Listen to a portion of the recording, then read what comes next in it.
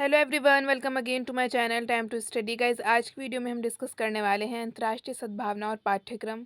अंतर्राष्ट्रीय सद्भावना के लिए पाठ्यक्रम सहगामी क्रियाएं और अंतर्राष्ट्रीय सद्भावना के विकास में शिक्षक की भूमिका। सो गाइज, आज की वीडियो BA फर्स्ट सेमेस्टर के स्टूडेंट्स के लिए बहुत इंपॉर्टेंट होने वाली है और जिस भी स्टूडेंट के पास ये टॉपिक है अंतर्राष्ट्रीय सद्भावना और शिक्षा, उन सभी के लिए बहुत इंपॉर्टेंट होने वाली है वीडियो। तो गाइज, चलिए अपनी वीडियो को स्टार्ट करते हैं। अंतर्राष्ट्रीय सद्भावना और पाठ्यक्रम, जिसमें गाइज हमारी हेडिंग फर्स्ट है सभी धर्मों का तुलनात्मक अध्ययन। पाठ्यक्रम में धर्मों के तुलनात्मक अध्ययन को एक विषय के रूप में सम्मिलित किया जाना चाहिए। संसार में अनेक धर्म प्रचलित हैं, उन्हें मानने वालों की संख्या भी अधिक है, लेकिन धर्म के नाम पर ही लोगों में भ्रम भ्रम घृणा फैलाई जाती है। इसका मुख्य कारण है कि लोग सभी धर्मों से परिचित नहीं होते हैं, अतः धर्मों के तुलनात्मक अध्ययन को पाठ्यक्रम में शामिल किया जाए। ये हो गई गाइज हमारी फर्स्ट हेडिंग। सेकंड हेडिंग है भाषा और साहित्य। ये हमारा गाइज पाठ्यक्रम चल रहा है अंतर्राष्ट्रीय सद्भावना का। भाषा और साहित्य के माध्यम से छात्रों में अंतर्राष्ट्रीयता की भावना को आसानी से विकसित किया जा सकता है। विभिन्न भाषाओं के अध्ययन की उचित व्यवस्था की जाए, छात्र उन भाषाओं को सीखकर उन देशों की जानकारी प्राप्त कर सकेंगे, साहित्य का अध्ययन कर सकेंगे, जिससे अंतर्राष्ट्रीयता का विकास होगा।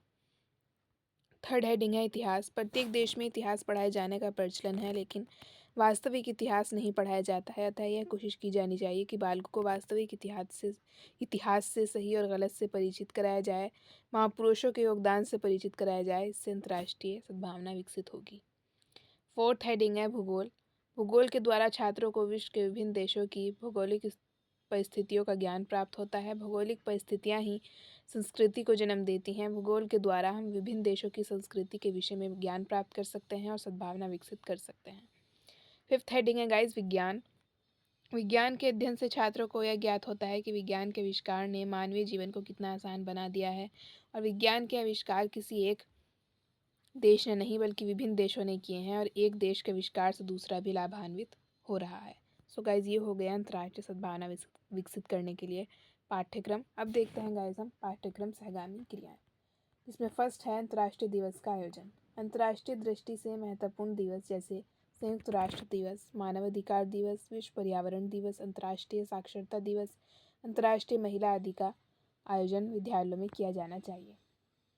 सेकंड है विश्व के महापुरुषों के जन्म दिवस। विद्यालय में विश्व के महापुरुषों के जन्म दिवस मनाए जाने चाहिए। इससे बालकों को उनके योगदान के बारे में जानकारी होगी तथा अंतर्राष्ट्रीय सद्भावना विकसित होगी। थर्ड हेडिंग है व्याख्यान। इसमें देश विदेश के विद्वानों को व्याख्यान द्वारा बालकों को अंतर्राष्ट्रीय सद्भावना की शिक्षा देनी चाहिए। इससे अंतर्राष्ट्रीय सद्भावना विकसित होगी।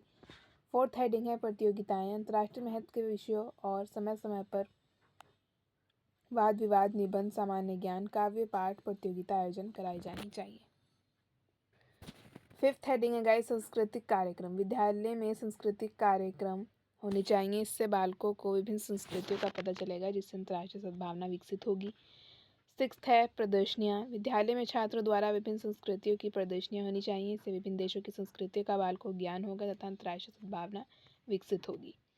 सेवन्थ हेडिंग है अंतर्राष्ट्रीय खेल कूद। ये एक जन्मजात स्वाभाविक प्रवृत्ति है। खेल कूद में बच्चों का शारीरिक व्यायाम के साथ साथ बच्चों के अंदर मित्रता एवं आपसी सहयोग की भावना, एकता की भावना का भी विकास होता है। एट्थ हेडिंग है प्राकृतिक विपदाओं में सहायता। अंतर्राष्ट्रीय सद्भावना के द्वारा ही यह संभव हो पाएगा। यदि किसी देश में कोई आपदा उत्पन्न हुई है तो उस देश के अन्य देश भी सहायता करते हैं। यह केवल अंतर्राष्ट्रीय सद्भावना होने पर ही संभव हो पाएगा। सो गाइस, ये हो गई पाठ्यक्रम सहगामी क्रियाएं। अब देखते हैं हम अंतर्राष्ट्रीय सद्भावना के विकास में शिक्षक की भूमिका।